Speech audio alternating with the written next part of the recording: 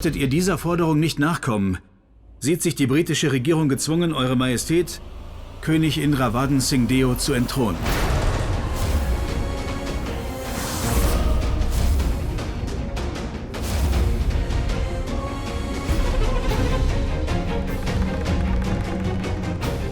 Offizier der britischen Regierung, Wilkinson.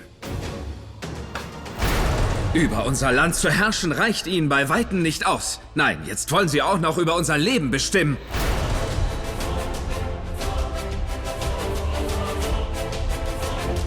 Benötigen wir etwa die Erlaubnis der britischen Regierung bezüglich unseres Lebensstils und die Wahl unserer Partner? Wir sind bereits sehr hoch verschuldet. Diese Strafe wird uns ruinieren.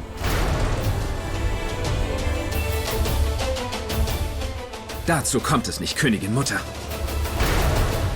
Aber die Wut der britischen Regierung wird uns teuer zu stehen kommen.